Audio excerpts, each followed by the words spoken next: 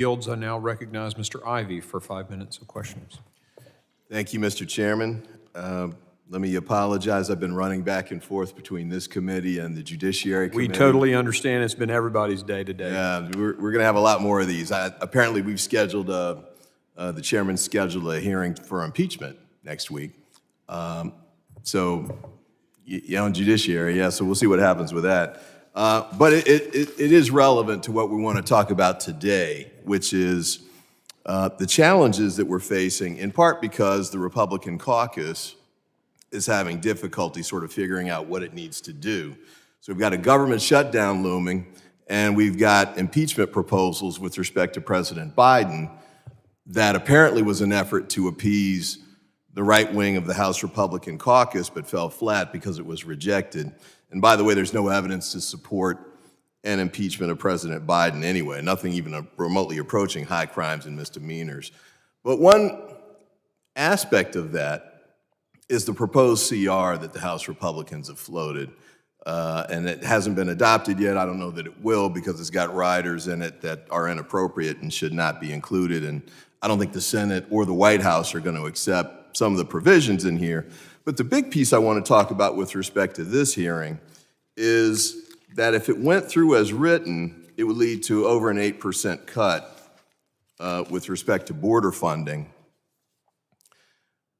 And that impact would include things like 800 fewer Customs and Border Protection agents and officers, which could result in an additional 50,000 pounds of cocaine, 300 pounds of fentanyl, 700 pounds of heroin, 6,000 pounds of meth, and other aspects of that. With respect to the Customs and Border agents, one of the things we actually had a hearing about that we discussed and actually discussed when we went to the border was the challenges that border agents are facing. Many of them are facing mental health issues, depression because they're being overworked.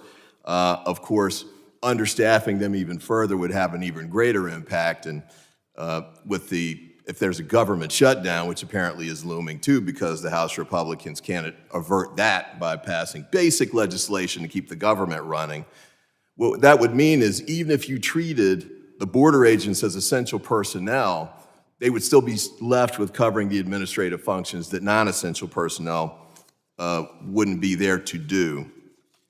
And that would mean that they'd be more stressed and stretched even thinner than they currently are. I missed part of the hearing. I did come in time to hear one of my Republican colleagues mention drones.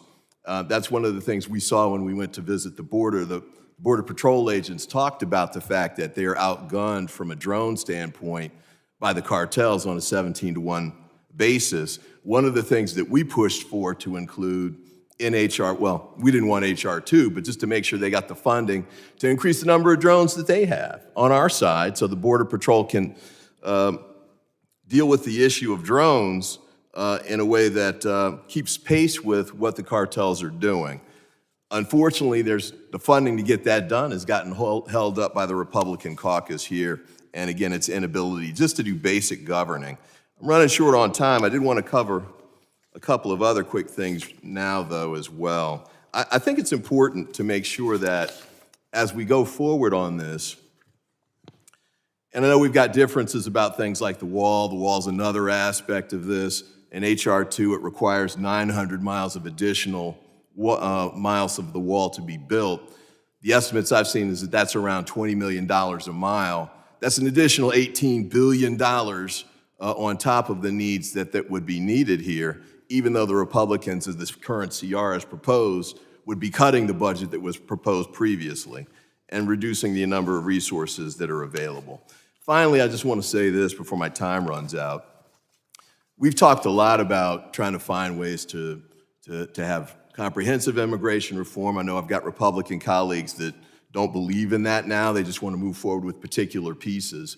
But one aspect of this that we really need to address in short order is the amount of assault weapons that the United States is sending down to Mexico. We are the gun providers for the Mexican cartels, the Sinaloa Cartel in particular.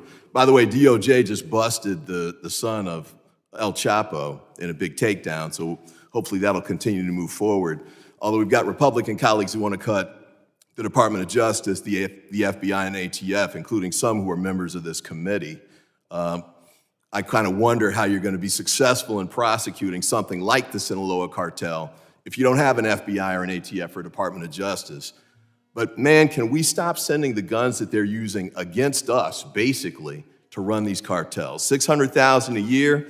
I know we got trouble doing anything with respect to addressing gun violence here in the United States, but it seems like we ought to be able to find a way to deal with that piece. That's not a Second Amendment piece. It's a challenge to the United States that hurts us from a Homeland Security standpoint. Can't we at least come together and find a way to deal with that? And with that, I yield back to the remainder of my time.